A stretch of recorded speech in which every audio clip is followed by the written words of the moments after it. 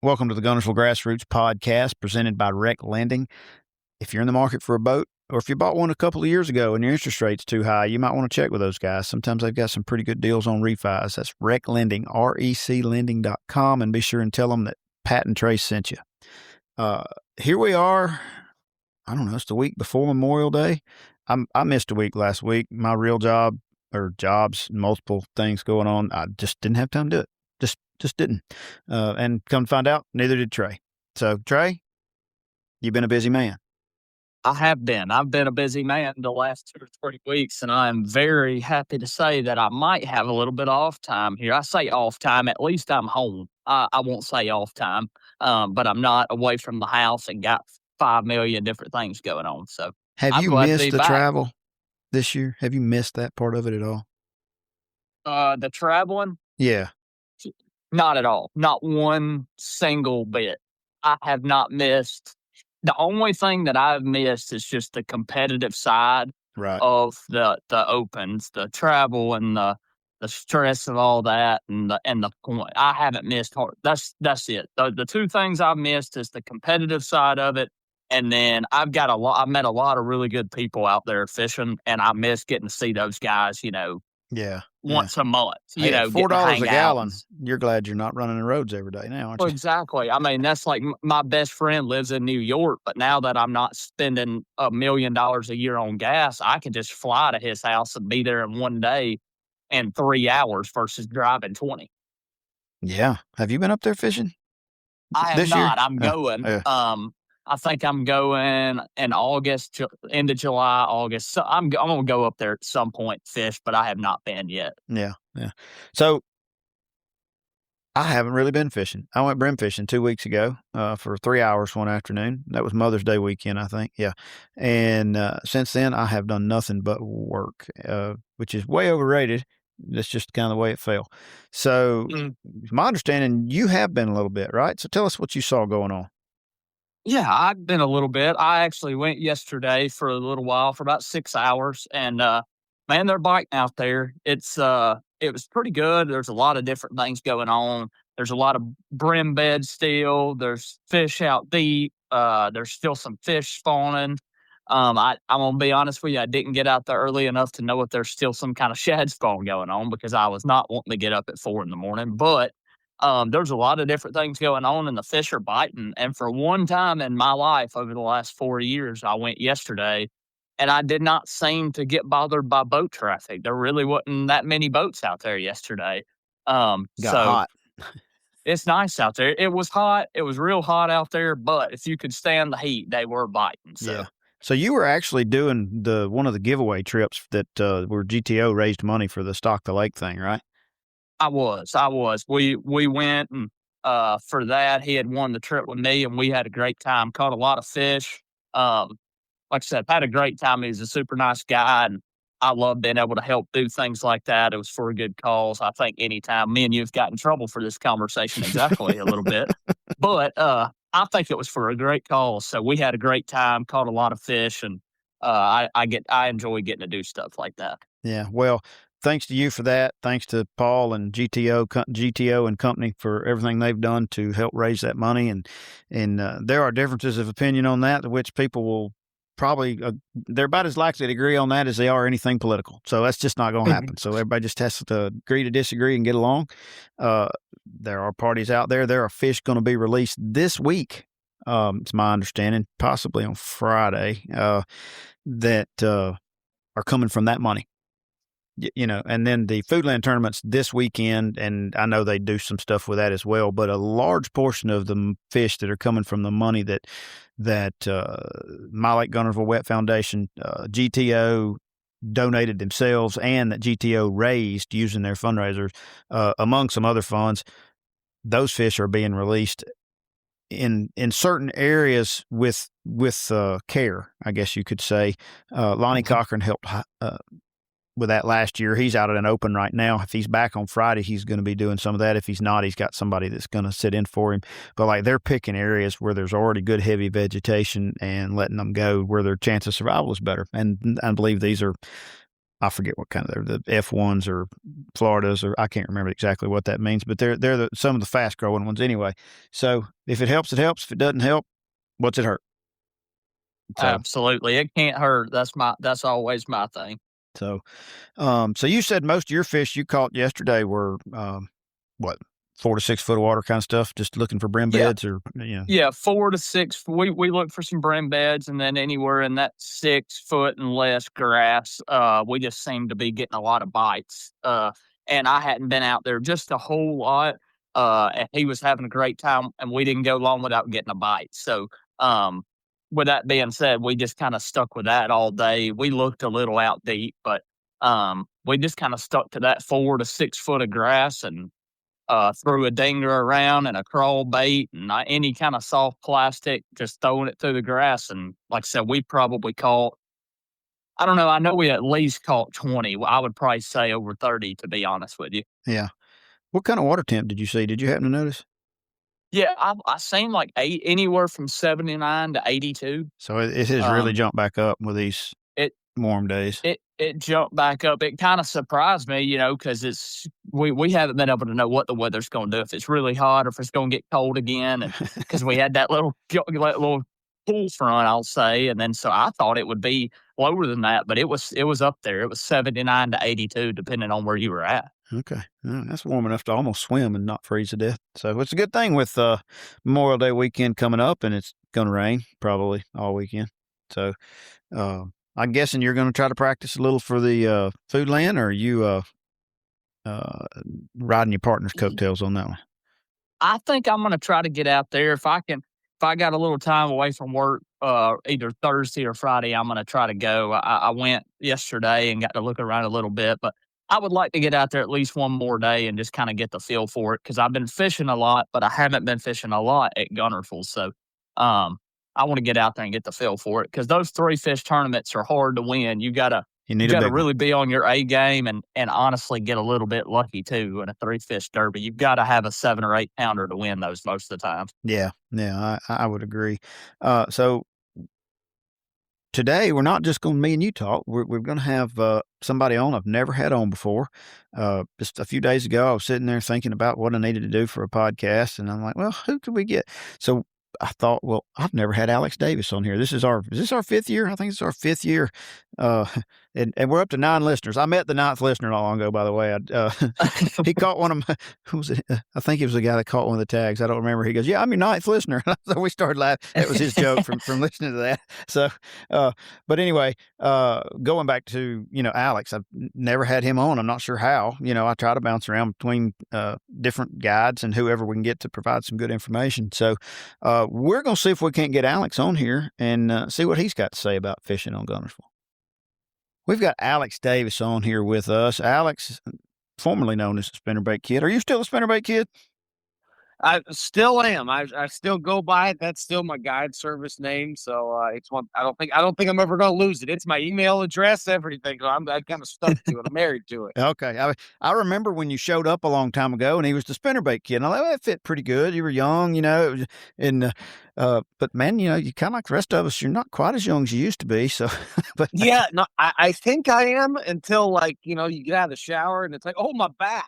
That's when you realize you're not young no more. yeah. No, hey, I'm. Trey thinks he's old now, and I'm double Trey. So, like but I feel old because when Trey started, he couldn't even drink. Now he's 25. So, I mean, are you 26 now, Trey? I just turned 26. Yeah, I'm Okay. blessed to be paying my own insurance now. Oh, That's cool. very nice. Yeah. Yeah. You hit that age. So welcome to poverty, my friend, because insurance is high. It sucks. Alex, I appreciate you taking some time to come on here and talk with us.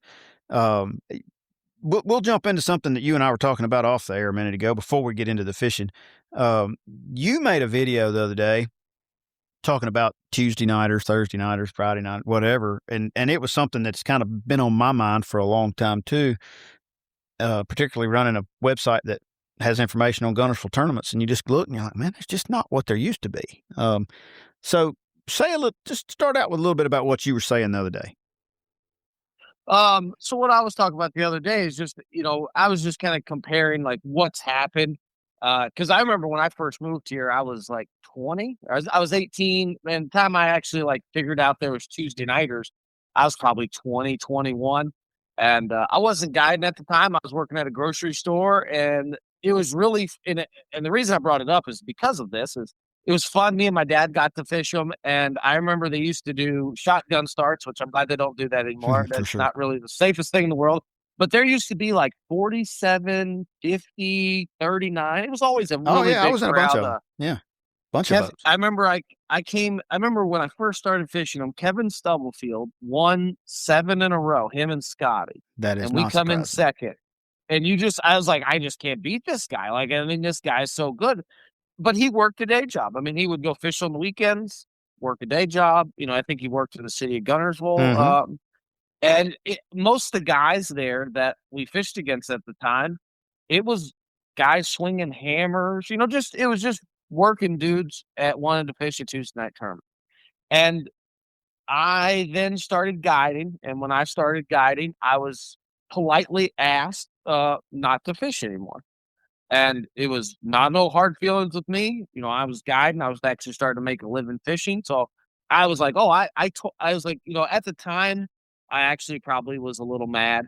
But now that I'm older and I can look back, I can see where it's why someone wouldn't want a guide or a pro when a guy's swinging a hammer or working for the city during the day and there's someone out there idling all day and finding schools to go fish a Tuesday nighter. Like, I see there's a conflict of interest there. Like, you're getting away from the Tuesday nighter idea, and you're more or less trying to put like a Saturday tournament on a Tuesday. And I feel like that's a lot's what's happened. And I know some people just single out guides and pros just to make those people, but there's other people who fish Tuesday nighters, in my opinion, that are out there like practicing like 2 and 3 days for a Tuesday night tournament. Which, 100%. whatever. Everyone does. Everyone has their own feelings on it. I don't think it's good because of what it's doing now. I remember last year I had a client, and he said, "Is there any way you would want to fish a Tuesday nighter with me?" And I said, "Yeah. I'd rather not use my boat or anything. I'll just show up and go fish with you if you want to." And he said, "Yeah, that's great. I'll pay for it. It's cool." And we got there. Trey actually was there, and it was the only one I fished, and no hard feelings towards nobody, but there were 6 boats, and I was like, "Well, this isn't really fun. Like, this isn't. There's 6 of us, there's only 6 of us." Right, and and probably we're all guides and pros. So I think actually, I remember. I mean, Trey probably has a better memory for this, but like, I think it was like Cal Lane was there, Trey I think Gerald was there, and 2 more people. I don't know who they Jacob was. Wall I fished a remember, bunch of those. I mean, but yeah, I mean, it was the pro Tuesday nighter. yeah, and I think what's happened is I remember too George Sumner. I don't think Oh, yeah. Trey is old enough to remember George, but I know you remember I knew George. Oh, yeah. And he had a website and he put the pictures up, and it was like a really cool thing. And I remember there was guys at Mud Creek that would run like Wednesday or Thursday nighters, whatever. But they all had really good turnouts, and now all of a sudden there's just not really good turnouts. And my personal feeling is I think too many people was taking the Tuesday nighter and trying to make it a Saturday tournament. And they kind of like the guys who fish the Tuesday nighters that didn't get to really fish every day. They're just getting pummeled. And after a while, you just think, well, I'm not going to go sign up for no more of that action. And now here we are. So yeah, it's kind of I don't know. My suggestion, I told a couple of the guys that was trying to get one started, is if you don't want people like that to fish, I understand.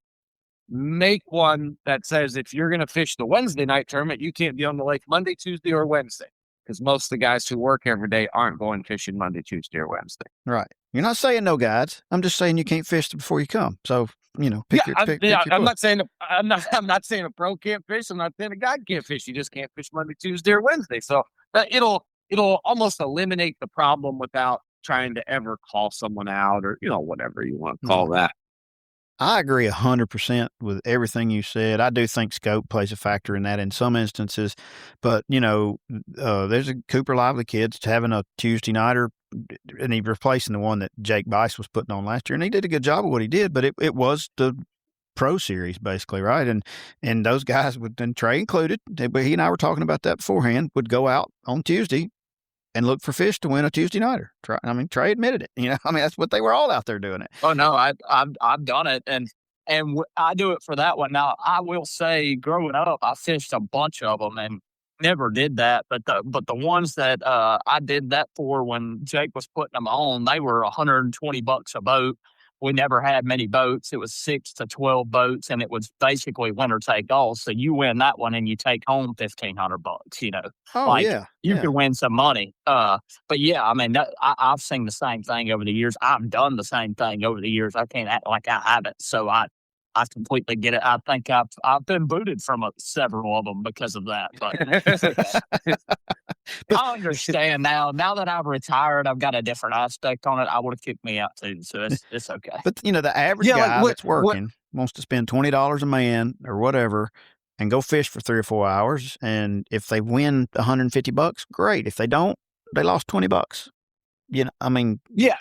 No, like I think, and probably, honestly, it's the thing to do is to have, and one is we had too many there for a while. I remember, I didn't fish them, but I remember there was like 1 Monday night, 2 Tuesday night, 2 Wednesday. At what point is like when you start, it's like having 1 pizza place in town. It gets all the business. When you have 10 pizza places in town, everyone's talking about how business is down.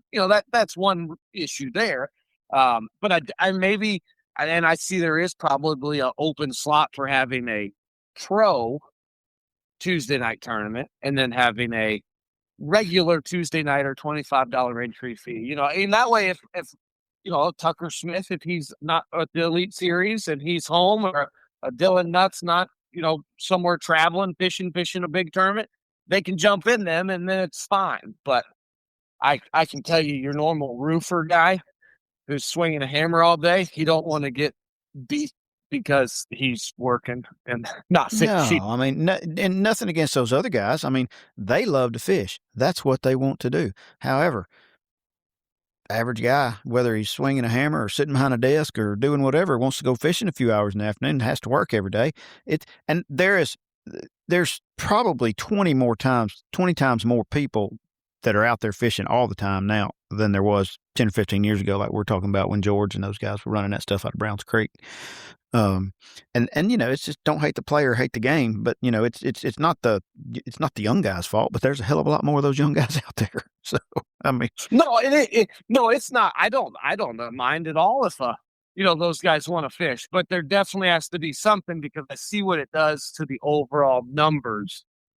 It makes it where no one shows up, and then there's 6 boats, and everyone's which is sad because like we all had a lot of fun as younger guys. Now the appeal of coming home at 9:30 or 10 o'clock at night is not what it used to be, but we all had a lot of fun in those $25 afternoon tournaments, whether it was Friday, Sunday, Monday, Tuesday, whatever day it was. You had buddies. It was fun, and But anyway, so that's the answer.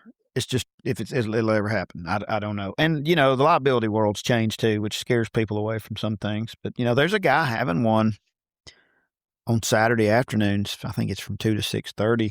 And I like his concept, and he's a no-scope guy. So, it's a no-scope. But now his no-scope rules are you can't have the box in the boat or the transducer on.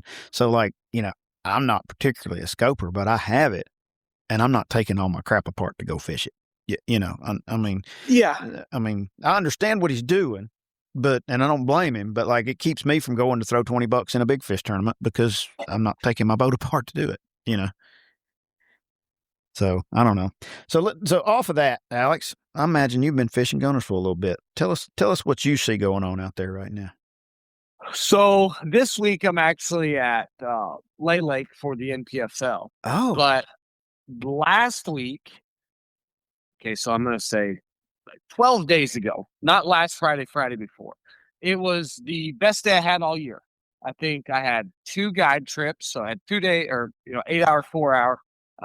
Ended up catching 165 in 12 hours. It was, and I thought, man, this it's fixing to get real good. It was by far the best day I've had for numbers. And I thought, man, this is fixing to get out of hand. And then I didn't fish Saturday, Sunday, went back Monday and caught like 40, which 40 is still good. But when you go from catching that many to 40, it's like, well, something's happened. And then as last week progressed every day, it got like worse and worse and worse. And I think Friday was the worst day I've had, in probably 2 months. And I think we ended up catching 25 maybe, but the biggest one was a 4-pounder. And I was like, oh, this isn't good. And I think it has a lot to do with shad spawns dwindling. So that bite's kind of fading. The brim beds just started like that Wednesday, Thursday. So the brim bed stuff's just starting to happen. Your shad spawn's going away. There's still some fish on bed. I know that's crazy to think, but I've caught them lately, and you can see them rubbing and haired up still. And then you have, I believe you have a major. I think the fish are from shallow to deep, and they're wanting to go deep. They're somewhere in between, and that's probably the hardest place to ever figure out where they're at, because they don't stay there long, and they're moving, but they don't sit there. Like once they get to where they're going, they kind of sit there for a while until, we sore lip every one of them. Just until Trey shows up on a Tuesday and beats them up all day long. Yeah, till he gets out there and idles on them and keeps just beating their skulls in.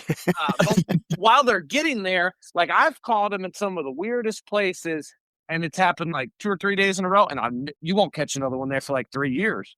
It's just wherever they stop, and they usually stop on real weird stuff that doesn't look good on maps, and I don't really know what they're doing there. And then they'll finally get to where they're going. So I think they're just in between. And then that whole brim spawn, when they start doing that, I mean, it's like a wild card. I mean, I've seen some crazy things the last 3 or 4 years with the brim deal.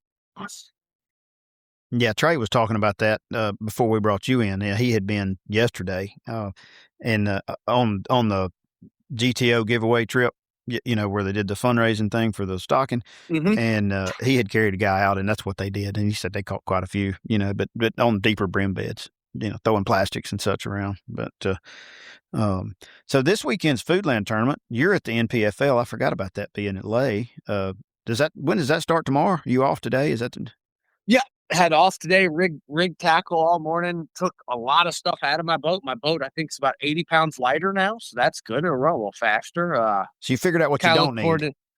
Yeah, there's a lot of stuff I did not need. I took a lot of things out of the boat, and this place is in the same thing. There's lots of brim beds. I've seen fish rolling.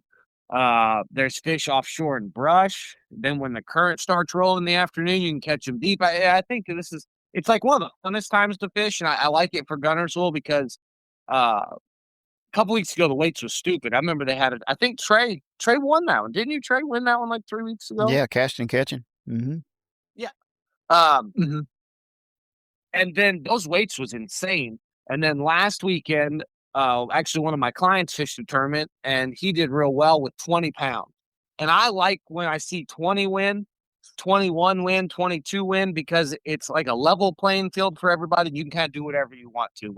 Once the ledge stuff, and I always say the ledge bite happens Memorial Day weekend, and I think that's this weekend. That's usually, to me, the trigger of the mass migration goes out. The weights kind of get out of hand, and you can't compete trying to fish brim beds when they're offshore ledges. So, like, I love the last couple weeks right now. You can catch them any way you want to. Big ones are biting in 2 foot. Big ones are biting in 10 foot. I'm sure some people are catching them off ledges right now. So it just makes a pretty cool time of the year. Yeah, there was a Heartland Sunday, and they had like 20 boats, I think, and 26 pounds wanted and 17 something was second. Yeah. Wow.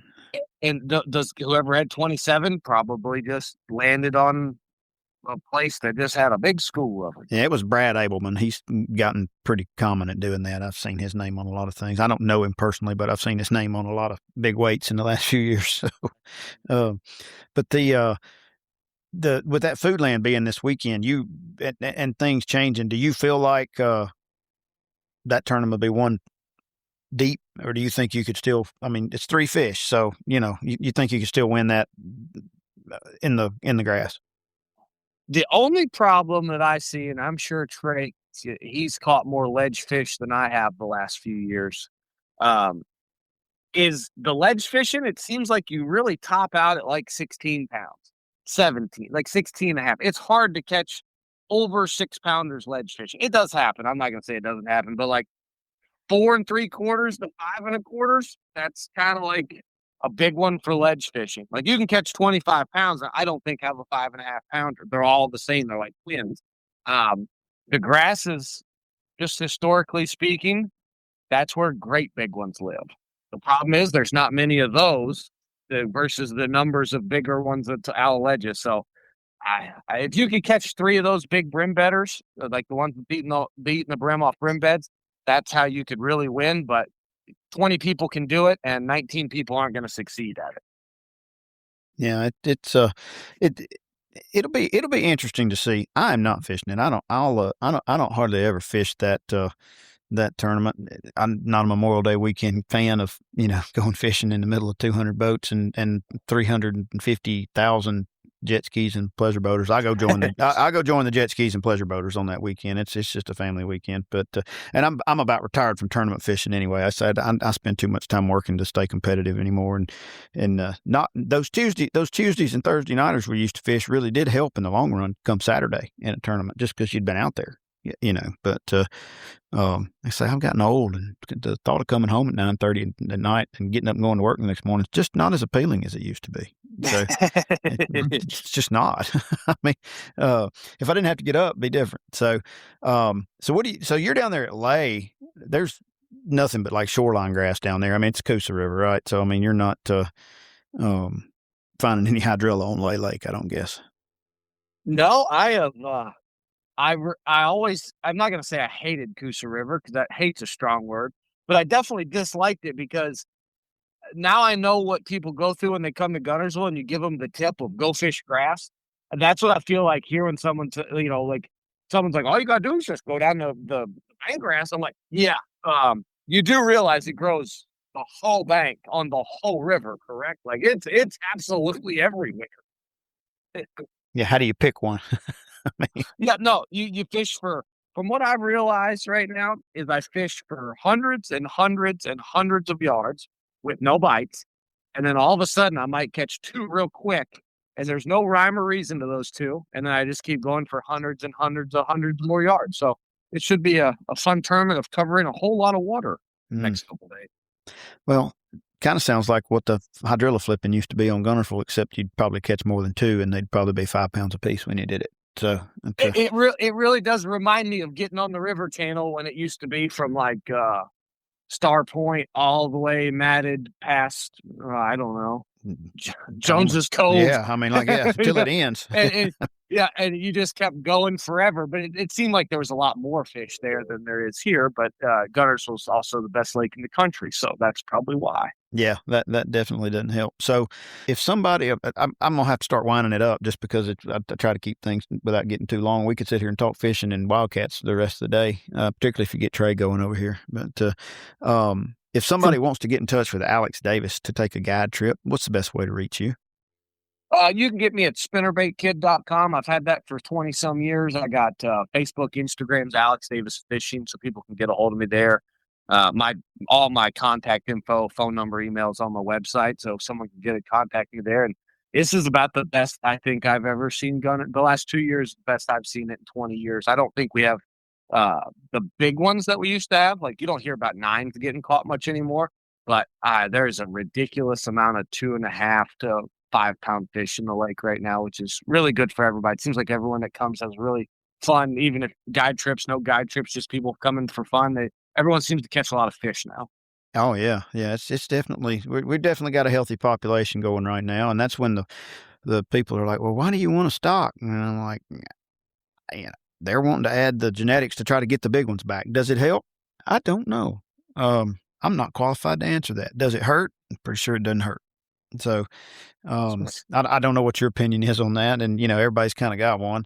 Anyway, from a fishing standpoint, what's your guess on the winning weight of the Foodland tournament this weekend? 3 fish. I'm going to say 3 fish is going to take anywhere between 17.5 to 18.5 pounds. And Usually whoever does it catches an 8-pounder. I mean, obviously a 3-fish tournament, big fish really matters. Because in a 5-fish tournament, someone can have an 8 and then have another pretty good one and then like a 4-pounder. But if they have 2-pounders, they might get beat. In a 3-fish tournament, if you catch an 8, you're off and rolling. 7.5, 8-pounder, you've done real. You put yourself in a real good position. Now, Trey, what's your guess? I would say the same thing. We actually talked about this a little bit before we got Alex on here. I said the same exact thing. I strictly agree with that. Just like Alex said earlier, I'm fishing it. I love to fish offshore, but like I feel pretty confident that you could pretty easily catch, 3 for 15 offshore, maybe pushing 16, but getting over that's going to be hard to do. I think whoever wins is going to find some brim beds and catch a 7 or 8-pounder. Maybe even catch if the shad spawn's still going on a little bit, one big one off of a shad spawn. I think 17, 18 pounds wins it, and I don't think it comes offshore in deep schools. Maybe scoping, it is 2026. You could catch 2 giant ones scoping stumps or something in the middle of BFE. But yeah, I can see that happening. But I completely agree. I think 17, 18 pounds wins. Well, Trey, are you going to have 17 or 18 pounds? Ooh, I don't think so. I think my luck run dry. It took me 26 years to win one. I think I'm probably just should retire after that one. Hey, you picked the right one to win. That was a $15,000 tournament. This one's only 10. Yeah, that's true. And now that I've known Alex Davis for years, and now that I've got his email, maybe me and him can go fishing one day, and I might win another one someday. There you go. There you go. I might be able to learn something. All the stuff I knew. All the stuff I knew from a long time ago now, it's not secret stuff anymore. No. So Trey might be able to teach me something now. Trey and I have had that conversation. Like I'm 50 years old. I fished, with the exception of when I was going off to college for a little while, I fished Guntersville my whole life. And a lot of the stuff that I knew or figured out in history, not worth a whole lot anymore. That's what scares me about the ledge fishing, and why I don't think you can win bigger tournaments ledge fishing anymore. Is strictly because I remember, I'm dating myself real bad, but like 15 years ago, you could run to the head of Pine Island at any point of the day from middle of May through July. Any point you could pull up there and there was no one sitting there. Now there's That's $20. how it was. Yeah. Now, I honestly don't know the last time I fished the head of Pine Island, Buck Island, all the places that used to be where tournaments got won. I don't know the last time I've even fished them because you can't count on something like that unless you're boat 1 through 5.